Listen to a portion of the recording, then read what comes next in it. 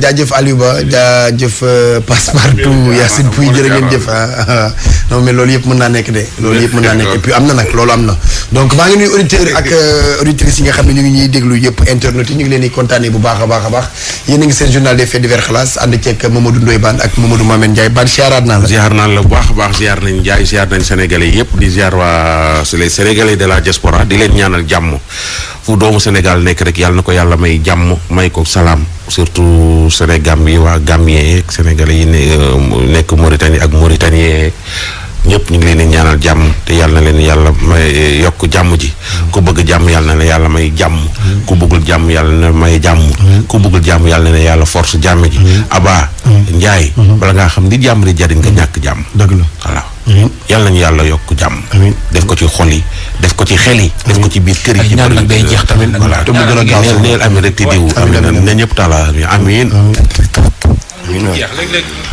ñaan day jeex. amiin amiin ñaan gi benn bopp la jàmm. ñaan ko ñu baaxoo ko rek. kii daf may jox yooyu paa yi nga xam dañuy ñëw taxaw naan sama doom kii nga génn benn biir rek nga jox leen. ñaan gi du jeex. wala nga romb ñaanu jàmm rek tàllal ca loxo. te yàkkamti. romb nit di ñaan da nga ne xaaral ma barkeelu ci bi lay di nga rëcc la fa doon taxawee. maa ngi ziar bu baax sama waaj. maa ngi delloo siyaar bu baax a baax Ababacar. maa ngi sant bu baax a baax. man maa ngi sant bu baax a baax maa ngi nuyu waa Sénégal di leen ñaanal jàmm di leen ñaanal mucc ak tawféex ñaanal également partenaires yi ñuy gunge ci xalaas sponsor ci xalaas comptoir commercial de plomberie du Sénégal CCPS spécialiste ci wàllu plomberie wàllu sanitaire doon it champion bi nga xam ne moom la réew mi soxla ngir matériel irrigation di jàpp ci mbay mi jàppale baykat yi jàpp ci tool yi njëriñu réew mi mooy comptoir commercial de plomberie du Sénégal 33 821 14 80 wala 77 517 98 29 wala 77 401 55 69 comptoir commercial de plomberie du Sénégal lépp lu ngeen soxla ci matériel tuyauterie plomberie sanitaire wala matériel irrigation yu baax yi gën yi mën foofee la am mu di ci comptoir commercial de plomberie du Sénégal am nañu place fële nga xam ne moo di ci rue Valmy angle Ngalandou Diouf wala rue Floris angle Grasland wala rue Tolbiac angle Faidherbe comptoir commercial de plomberie du Sénégal ak ay matériel yu baax te garanti ba pare ñu garanti la ko teg ci am na solo loolu am na solo ay ci suñuy partenaire lañ ci xalaas Bane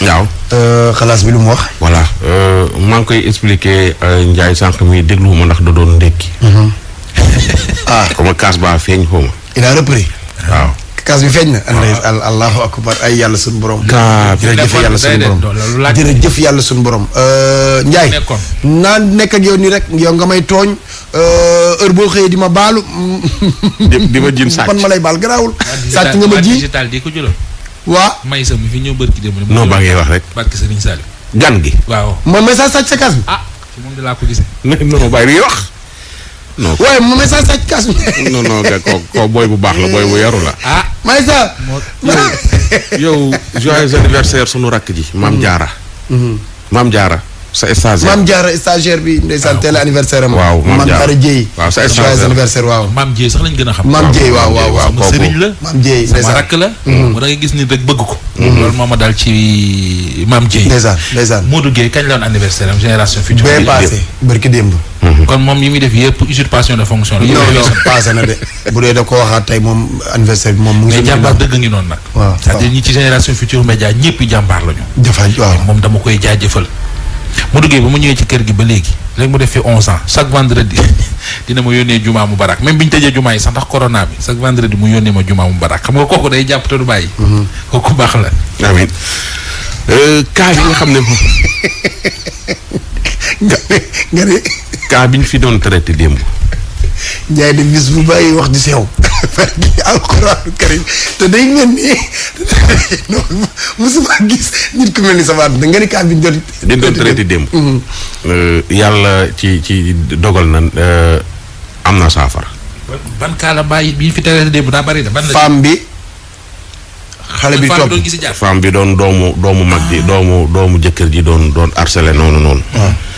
bi ñu génnee ma woowaat femme bi ni ko nag leen lañ mën a def ginnaaw munoo yenn yi soo ma yebalee ma def ko ma wax ak sa jëkkër mu wax ma fi ñu dëkk ndekki soriwul ma doxantu fa ànd ak sama benn xarit waxtaan ak femme bi ba pare mu ne sama jëkkër dafa génn ni telle heure lay ñëw ñu delluwaat fa fekk fa jëkkër ji ma woo ko ni ko man la Ndoye Bane dama laa soxla mun na Ndoye Bane yow koo woo day tiit de mbaa jàmm man ko jàmm la rek dama laa soxla mu ñëw ñu génn man toog waxtaan ak moom ak jabar ji génne preuve yi expliquer lépp li mu expliquer ci rajo bi ñun ko nag sa jabar ñëw na ci rajo wax na mais kenn xàmmewu ko dañoo changé voix mun na man déglu naa xalaas bi mais mosuma xam ni sama soxnaa doon wax man ko moo doon wax mais jaaxlee tax mu ñëw ci rajo bi ñëwul ci rajo bi pour siiwal lenn wala ne mais dafa jaaxle léegi nag nii la demee tegal ko audio yi doom ji yépp ak vidéo yi ko jabar waa ji waaru man ko nag lii du lu ñuy yëngal su fekkee bëgg nga sa soxna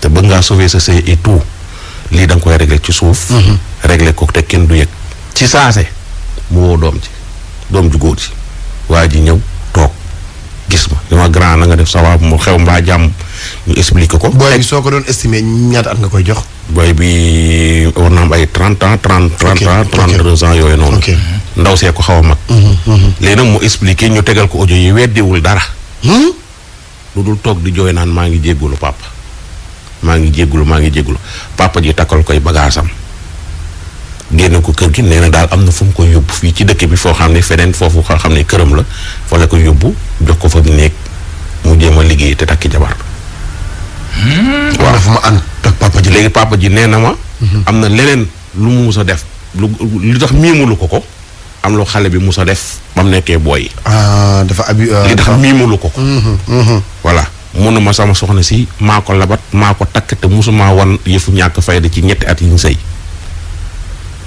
kenn musu ko woote ci kër gi xuloo mbaa coow ndax moom ni nag ginnaaw nag góor ak jigéen plus ak moyen la man maa ko te fi mu ni tëf lay def di jéemal isolé kenn ki soit sa jabar soit sa doom il faut nga isolé leen parce que seytaan daf bari doole te kenn xamul man ko sa jabar ji soo gisee mu ñëw ci dëkk bi fii Sénégal la ñu ne sa sëyu Sénégal dafa doy waar so xale bi jigéen bi coowoon ak moom léegi nga ay seytaane dugg ci tàqalee leen tas seen sëy bi yow nag yaay xool looy def mun ma ni may def mooy sama doom ji lay génne kër gi après soo paree dinaa wax ak moom loo xam ne doo leen ko fekke dëgg la voilà def na waa ji daal def na fa fullaak faydaak personnel tey ji la doom ji war a jël ay bagaasam am fenn fu mu ko yóbbu beneen këram boo xam ne du ko loué erreur monumentale waaw léegi loolu daal la def erreur monumentale a ngi noonu lu tax mu génnee doom ji parce que doom ji day harcelé jabaram déet baan da ngay dégg sama ex femme waaw mais doo dégg mukk sama ex doom benn ñaareel ba mooy tey paa bi bu demoon ba nga xam ne dara desewu ko dudul yëkkateeg teg waaw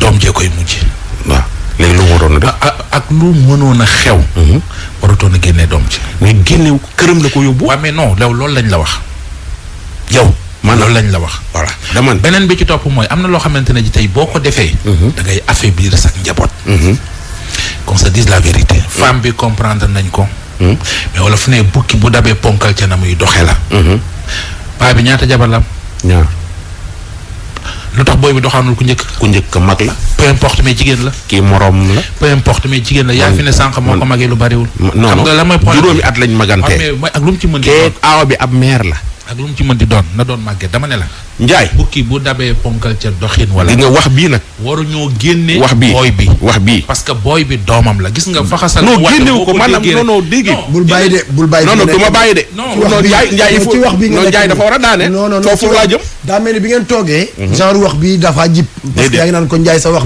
bii déedéet waxam bii tey ji su ndaw si dénoncé woon ba indi coow Sénégalais yi maanaam ci seen kii dañ naan bukki su yabee gaynde te doxin bala pour éviter loolu noonu paa bi génnewul doom ji sànniwu ko da ko yóbbu ci beneen këram waaw loolu beneen këram la ko yóbbu génnewu ko dàq ko rejeté wu ko mais nii mel ni tey jii su jëloon jabar c'est que problème bi nag baan yow tegal ma wamman mbaam wamman mbaamu yuusu soo defee lee ñu ne la lee nga def lee ñu ne la lee waaw da ngay déglu baan ma wax la da ngay déglu ma wax la da ngay yow nee nga ma paa bi kër gi mu yor jabar ji kenn ki dëkk ci kaw keneen ki dëkk ci suuf waaw moom bu amoon ay kër bay jël doom di ko yóbbu ci yenn kër du tax yóbbu fa benn jabar ji non sax xamoo ku ci nekkat déedéet doom dañ koy yar waaw bëti waajur warut a teggee ko ci jëmmi doom waaw warutoon a génnee doom ji di ko doom ji am na 30 mag la 33 ans non waaw mais d'accord naa d'accord parce que bu doon 33 ans yow bi ngay am 33 ans sa kër papa nga nekk Njaay mais bokkul da leen moo bokkul yow bi ngay am 33 ans nekkatoo sa kër papa Njaay jógee nga ngaaw bu yàgg yaa ngi fi dëkk bi xoslu Njaay baan nga yëgër nekk sa kër bàyyi di xool sa daaguwaale jabar bàyyi 33 ans kii est-ce que quand même am 15 ans sax. non daa teel am jom de wuy ma. léegi il faut l'isoler.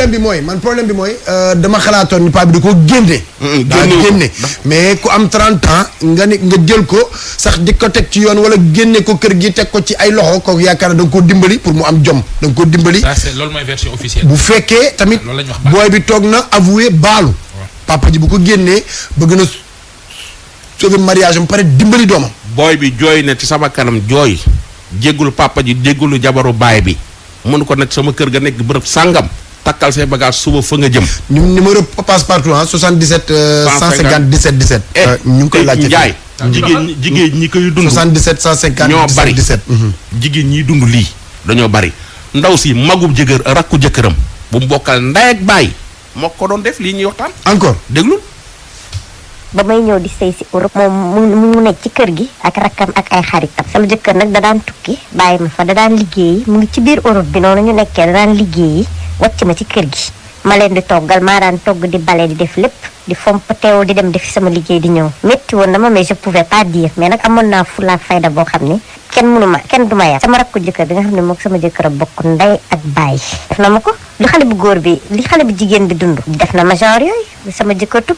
te ci biir Europe bi yëpp ñu ngi biir Europe ma koy def xam nga Europe fii la yoon ëppee ndax tey jii fii yoon jigéen tey am nga fi yoon boo xam ne tey jigéen am nga fi loo xam ne tey boo yuuxoo ñëpp yuuxoo ànd ak yow mook sama jëkkër ñoo bokk ndey ak baay sama jëkkër moo ko andi Europe mu commencé ay wax yoo xam ni dafa commencé dépassé ma toog ma ne mais attends kii man la mën a ma waxee wax yu mel ni taman sekkuma kaak moom te wanuma ko parce que man toujours j'évite xale bu góor bi nag commencé di ma wax ay waaw yow sama mag ji mérité wu la man maa la mérité waaw su ma xamoon ne da lay takk man mi maa lay takk bala bala laa wax xam nga nit ki ma déglu ko mu wax nag foofu ba pare ma ne kii nag mu ngi bëgg ëppal mais mënoo tëb nit ki rek saagu ko wala kii ko mais benn jour dafa jot guddi jot mu tëdd fekk ma may jàll génn ci douche bi di jàll mu ne ma moo bi buntab di ma wax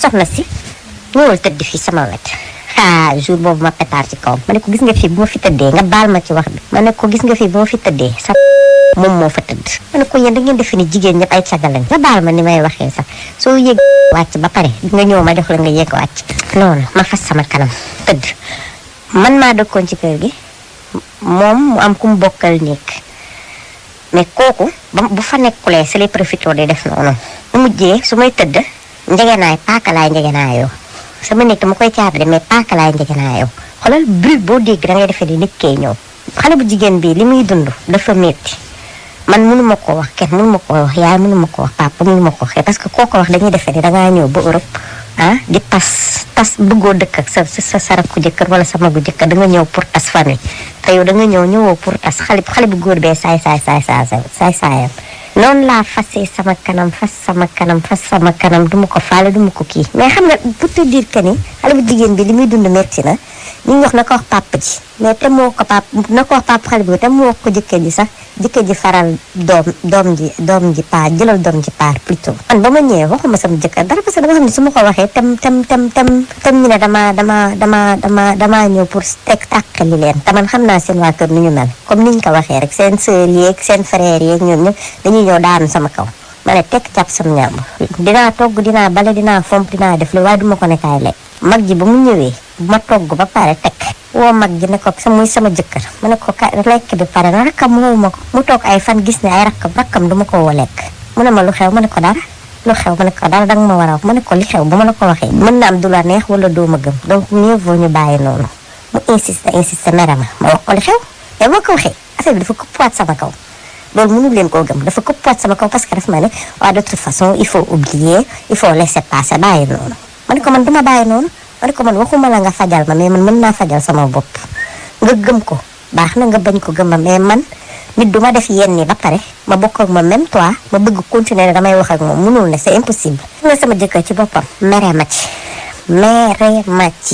barki salaatu faatiha lii mënu leen ko gëm mere ma ci ma ne kon lii kon ndegam moom mi nga xam ne moo ma takk moom moo mën a mere may jabaram layu ko dong bu ma meree kon ndayam nu muy demee ay fu nga mer bi ba mu yàgg xaw ma lu may jur lu may kii da ngay togg mu may santaay soo woowul sama rakk duma ñëw lekk guddi day jot du la faale ma ne ko yow atama ma ne ko yow li nga ma dundalee nii l'islam sa santaanew ko ne ko yow mënoo maa takk andi ma Europe d'accord di tukki bàyyi mag ak ay góor loolu rek l'islam santaanew ko benn bu ma ci mere mais man mënatuma sëkk ak sa rakk yenn ni parce que day mel ni man kon je suis d'accord pour defanteeg moom leen ni ma xool ma ne na xaaral gis nga ñii naa leen wan ni xale laa ci at waaye duma xale ci bopp seen nijaay ki ñu mayee seen nijaay ñoom paa bu tàng laa woo ko expliqué ko bu ma sañoon boo ko mënee régler nga régler ko parce que balaa muy ëpp la ko parce que bu ma neexoon tey dem police ne harcèlement Europe bi mais du ma ko def parce que soo ko defee instant bi comme kooku laalu la dañuy nag ñëw nga tas famille bi mais nag bés bu ma laalee moom damay woo police parce que man du ma jigéen bu ñuy bokk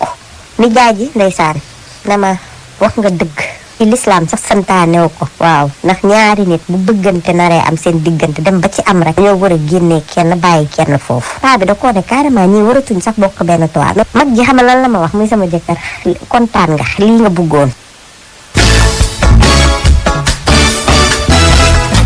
xalaas dégg nga ah non mais kaay yi bokkul de mais kaay yi bokkul de daanaka benn la de waaw non xam nga fee doom la waaw fii sa frère boo bokkal ndey ak baay moo dëkk ak sa jabar waaw yow da ngay liggéey tukki lu yàgg moo gën a garaaw sax waaw kii xool jabaru papam boobu moo gën a garaaw waaw ndax tey gis nañ fi Sénégal ñoo xamante ne bu ñu dee seen frère ñooy doon seen jabar waaw donc waaw mais deewagul waaw non dama lay wax rek deewagul nga ci def sa xel mais d'accord non loolu jaaduwul man kay d'accord naa ak yow frère bi mën naa rey wàjj mën naa rey mag ji de waaw loolu lépp d'accord naa ci lu ne gis nañ ko fii lu ne fi mu ne ku jigéen kii tey bu nooyoon bopp waaw wala mu ñàkk ngëm-ngëm baa mu yor benn yenn jikko yi tey kon kenn waxatu ko loolu yëpp d'accord naa ci ak fay daa ko ci génne loolu yëpp d'accord naa ci ak yow waaw te it waaw jëkkër ji bokkut ak papa yi booy bële ndax kii bi ñu ko waxee jël na décision mu nekk décision bu ñu ànd bu ñu àndul bu ñu critiquer bu ñu loolu lépp mais moom jël na décision muy papa yi booy bi kii nag jëkkëram daa nangu te jël décision ndijaayam jël na décision nee na ko ñaar ñi il faut nga génn ci kenn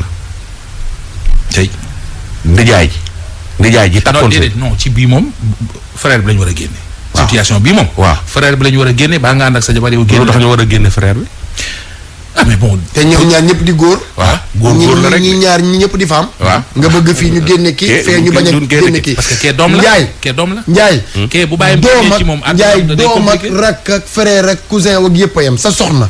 boo xalaatee ni xelu keneen a ngi ci kooku day nekk adversaire dootu nekk ci doom wala dara. waaw loolu d'accord adversaire lay nekk. d'accord na Njaay Pape bi dafa considéré doom ji comme adversaire parce que bu demee ba xelu doom ji nekk ci soxnaam moom.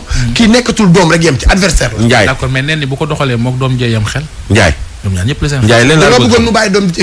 Njaay fii. doom ji la foroon Njaay yaa gën a xam. par exemple nga réeral ma yow. non kii par exemple du ma ko comprendre ma. doom ji la foroon a bàyyi donte day déplacer jabar ji yóbbu ko feneen. lu tax. bu doon yow da ngay génnee sa doom. kan moo def erreur. du génnewu ma ko. dama am beneen kër. doom ju am 30 ans tamit doom ju am 30 ans. loolu c'est la version officielle. non dama am beneen kër war koo yóbbu sama beneen waa kër. léegi comme amoon na beneen kër yor ñaari jabar lu tax jëlu benn jabar. non man maa préféré sama ñaari jabar nekk ci benn kër. waa conséquence baa ngi nii nag. waaw léegi nag am naa benn doom boo xam ne mi ngi indi bruit ca sama ñaari jabar yi kenn juru ko ci te majeur la magum jëm la war a dem wuti liggéey takki jabar day jëm man di ko yóbbu ko sama benn kër ni ko jéemal am jom takk jabar dugal fii c'est ça. kii tamit la même chose fii ñaata nit ngay dégg fii nii nga mais gis naa koo xam ne frère am moo ëmbal jabar. mais nag am na fu frère am mais nag Njaay am na fu ma ànd ak yow. waaw lu jabar neex. seytaane dëgg ngi. doo ma ko gën a neex. foofu ànd naa fa ak yow. baax nañ dem ci xalaas bi toog. baax nañ non man affaire yi dafay xaw a compliqué ci man. te soo seetloo benn affaire dafa am ay. yow Abba li nga nekk nag làkkat daf ñuy sonal. Njaay ngay wax lu sëy neex mais boo toogee fi naan lu jabar neex. Njaay dafa am famille déglu ma tuuti dafa am famille yoo xam ne. làkkat laa ngeen comprendre sama olof rek. dafa am famille yoo xam ne tey jii.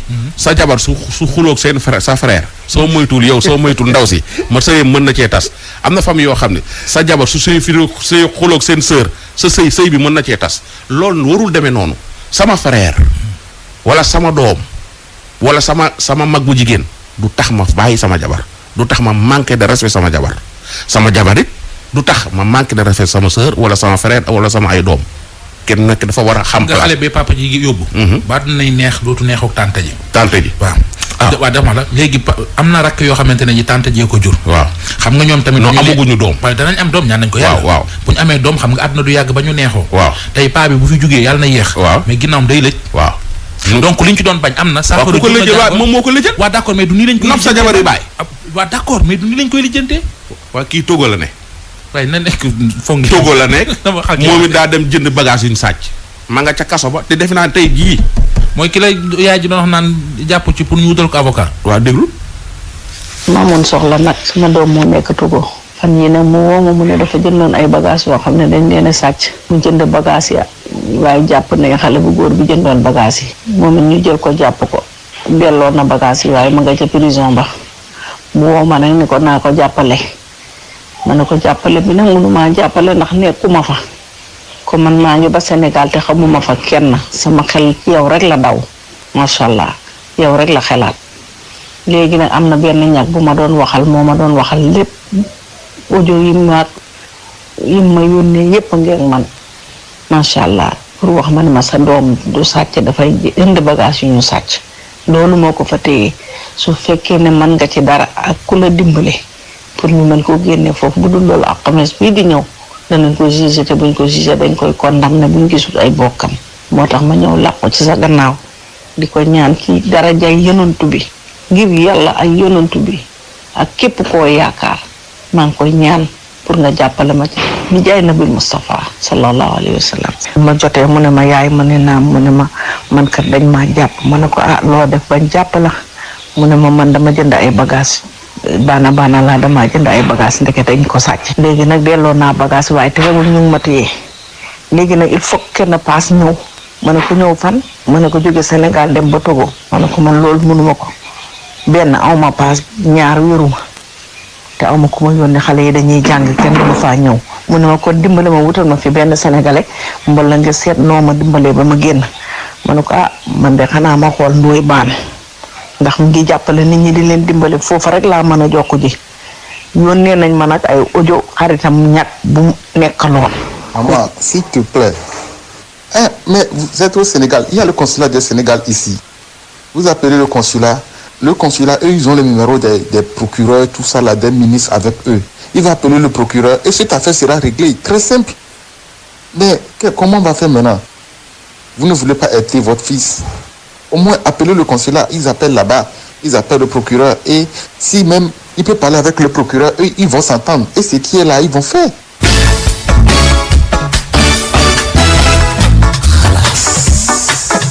mujjee wax noonu mooy ñag bi ko doon indiqué. capitaine Togo bi dégg naa sa xarit la de capitaine Togo boobu équipe nationale Togo. Adebayor mosuma laa dégg ngay wax ak moom téléphone. man mii.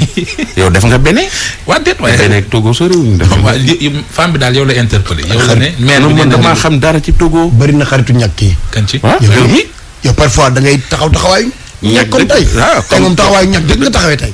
daal yenn saa yi kenn du la xàmme tey moom taxawaayu ñàkk dëgg nga taxawee. ay waa ji Njaay ay waa lijjantil kaaw ndaw si. mën na ko lijjanti de. te man ak kaaw ndaw si ne maire bi wax dëgg yàlla sunu yaay ji xale bi su fekkee dañ koo jàpp dafa def na ko sunu waa consulat bi dañ jéem a jokkoo ak ñoom jox ko turu xale bi.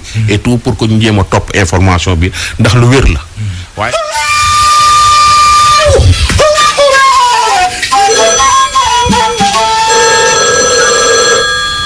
Président de la République, président du gouvernement Colobane ak Sandaga rue Sans Zoro du Félix Faure Victor Hugo rue président de la République par la République résidence du président de la République bon moo demeuré sur la carte générale plateau capitale du Sénégal construit en 1902 wu sama dépal waxoon naa yàgg lay la mu nekk la résidence officielle du gouverneur général de l'Afrique occidentale AF Léopold Sédar Senghor Diatta 1964 Abdou Diouf 82 Abdoulaye 2012 Macky Sall depuis 2012 mu ñam fi ñamaatu nu xaaran ba xam kii woote bëgg a jot président de la République kooku la doon fan lay woote salaamaaleykum. Allô, oui, bonjour monsieur. Oui, bonjour. Vous allez bien? Ça va, sant yàlla ba. Monsieur le ministre, monsieur Hott.